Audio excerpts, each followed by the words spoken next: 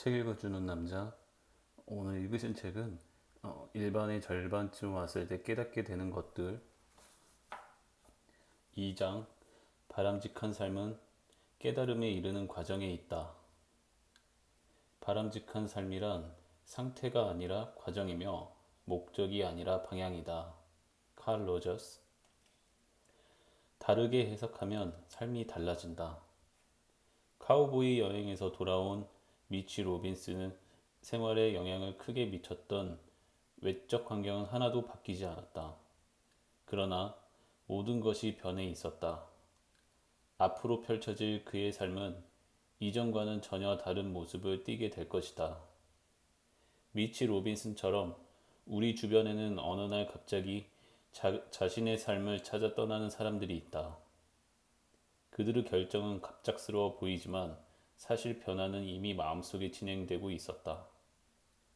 깨달은 자들은 말이 없고 삶의 혁명은 보이지 않는 곳에서 조용히 이루어진다. 어느 마케팅 커뮤니케이션 회사의 유능한 중역은 부서 간의 경쟁에 지쳐 사표를 던진 후 작은 회사를 차렸다. 몇 개월 후 그는 옛 고용주와 맞붙어 알짜 계약을 따내는 데 성공했다. 글로벌 화학 회사의 중간 관리자였던 한 중년 남성은 2주 코스의 수련회에 참가한 뒤 생기를 되찾아 일터로 돌아왔다. 그 가슴은 지금까지의 삶을 정리하고 회사를 떠나 제2의 인생을 시작할 기쁨에 잔뜩 부풀어 있었다. 잘 나가던 인력개발 컨설턴트도 자기 사업체와 10여 명의 직장 동료들을 이끌고 산속 작은 마을로 들어가 공동체를 일구며 살아가기 시작했다. 전직 록 프로포터였던 한 은행 간부는 어느 날 직장을 그만두고 통나무집 건설업을 시작했다. 어째서 그들은 자신의 작업과 라이프 스타일을 그렇게 송두리째 갈아치울 수 있었을까? 그런 용기와 결단은 어디서 생겨나는 것일까? 삶에 대한 인식이 달라졌기 때문이다. 그들은 세상이 미리 정해놓은 삶을 버리고 스스로 다시 정의 내린 삶을 선택한 것이다. 당신의 삶에 대한 정의를 어떻게 내릴 것인가? 무엇이 바람직한 삶인가?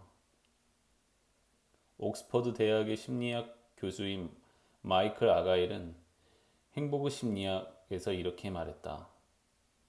실질적으로 행복에 영향을 미치는 삶의 조건은 인간관계, 일, 여가, 이 세 가지로 요약된다. 이 세 분야에서 만족의 경지에 이르는데 있어 절대적 혹은 상대적 부는 그다지 영향을 미치지 못한다. 조셉 캠벨이 신화의 힘에서 말한 내용은 좀 더 가슴에 와닿는다.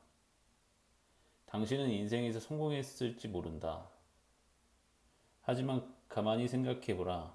당신의 삶이 어떠했는지, 당신의 삶에서 좋았던 것은 무엇인지, 당신이 정말로 하고 싶었던 일은 하나도 못했고, 다시 당신의 몸과 마음이 가고자 했던 곳은 한 군데도 가보지 못했다고 느낄 것이다. 그렇다면 바람직한 삶을 살기 위해서는 어떻게 해야 할까? 극심한 생존 경쟁에서부터 벗어나기 위해 몸부림쳐야 할까? 위기의식에 쫓겨 자신을 끊임없이 채찍질해야 할까? 그렇지 않다. 우리가 찾아낸 해결책은 매일매일 짊어지고 있던 가방을 내려놓고 다시 가볍게 꾸리는 것이다. 헬렌과 스콧 니어링은 그것을 긍정이라고 불렀다.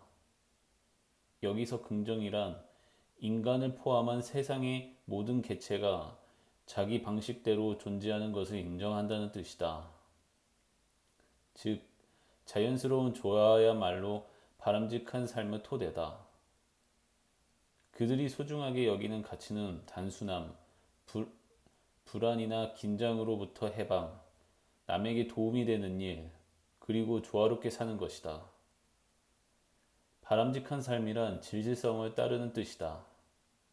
진실성은 온전함, 이라는 뜻을 지닌 라틴어 integer에서 유래된 것이다.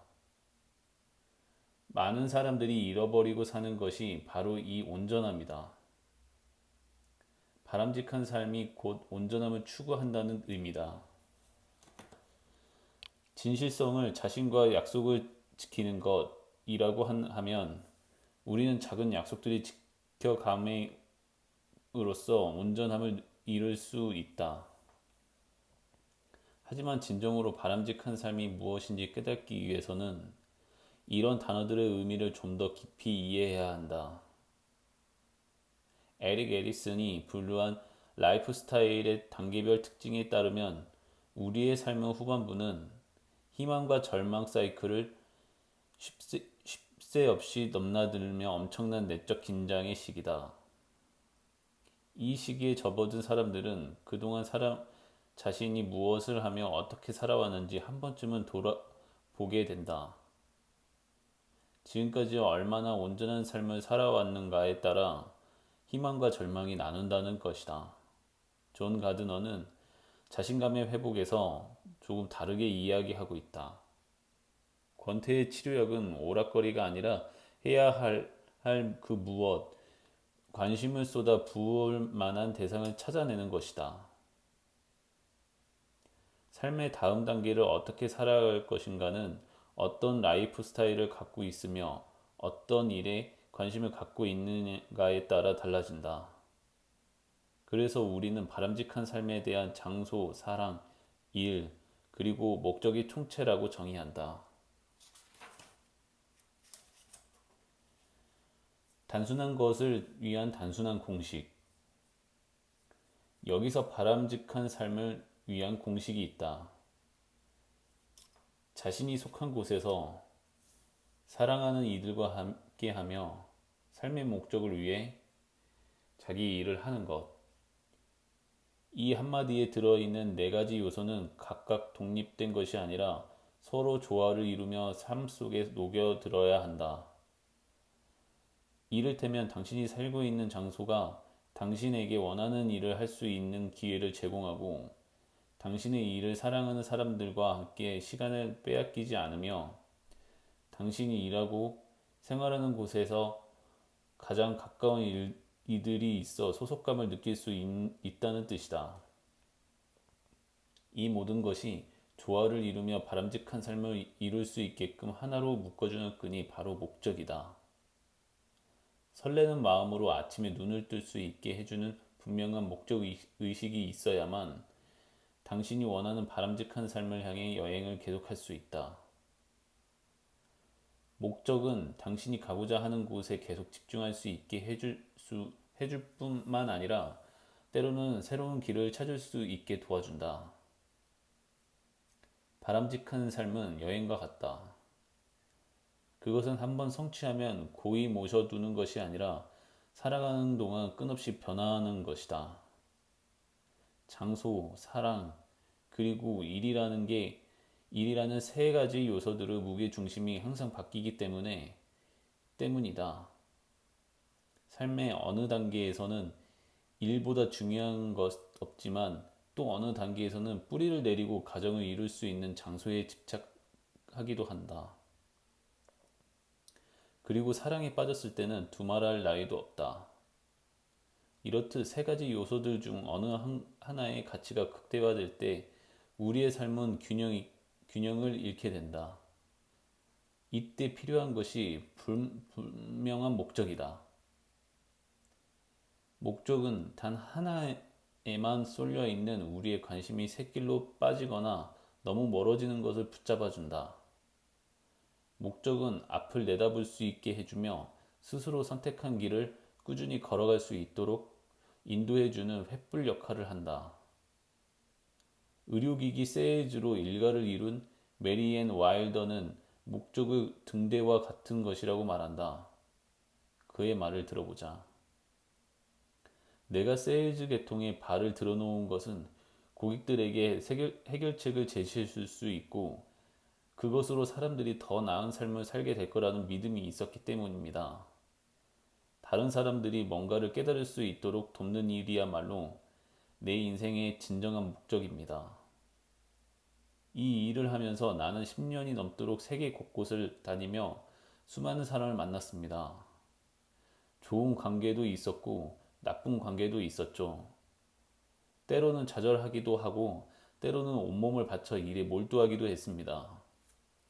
그동안 내 자신을 지킬 수 있었던 것은 내가 왜 이 일을 하는지 알고 있었기 때문입니다.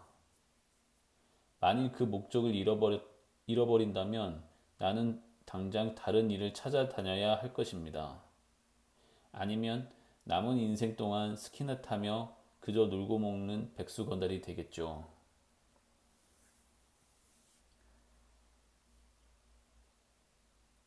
오늘 독서는 여기까지 하겠습니다. 오늘 독서가 좋으셨다면 좋아요, 구독, 알림 설정 부탁드립니다.